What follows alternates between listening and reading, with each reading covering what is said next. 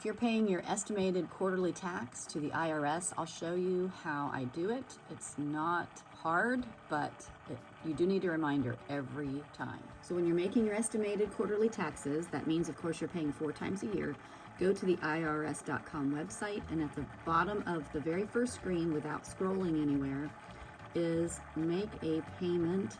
Click on that. Under Make a Payment, the first line on this left-hand menu says Bank Account Direct Pay. That is how we pay every quarter, so I'm clicking on that. When you're paying quarterly, you might be paying through your personal tax payments or business tax payments. In our case, we've been told that we need to make these estimated quarterly payments through individual tax payments. So that's what I'll be showing you in this video. Now we're at the tax information page, and we'll make several selections. Select the reason for payment. In our case, it's estimated tax, which is somewhere, there we go, estimated tax. It autofills for all kinds of 1040s. And the tax period for the payment you're making, be sure that you're putting the year that you earned the income, and then you're making your payment toward that quarter. In this case, even though we're in a different calendar year, we're already in a different calendar year, but we're making a payment for the previous year. So we're selecting 2024. Continue, and continue again. To verify your identity, select a tax year that you'd like to use. I usually just use the previous year, but sometimes it's happened that I've had to go back a couple years. I don't know if that's because they're not caught up in the system, but if the first year you check doesn't work, just try another year. Okay, if you click on that box, that empty box, it'll give you a menu of years. Just click one of the years.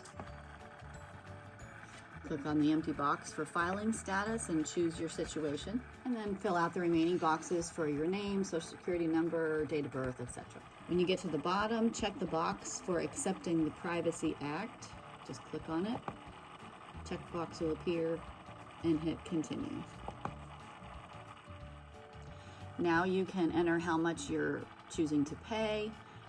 You'll need to enter your banking information, and you'll also need to give them an email so that if you want to receive a confirmation, which you should definitely want a confirmation, so that you have your in your records the proof that you did pay. And after those are filled out, just click continue. Click agree.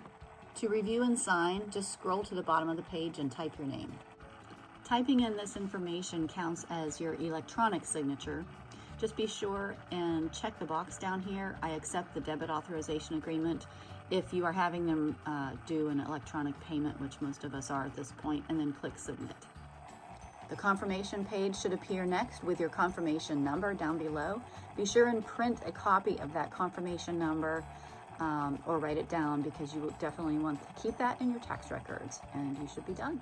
You can see these people look very happy as they're paying their taxes. The IRS has added this little logo saying, helping people understand and meet their tax responsibilities. So this is not how I feel when I'm paying my taxes, but I would definitely like to pay what I'm obligated to pay.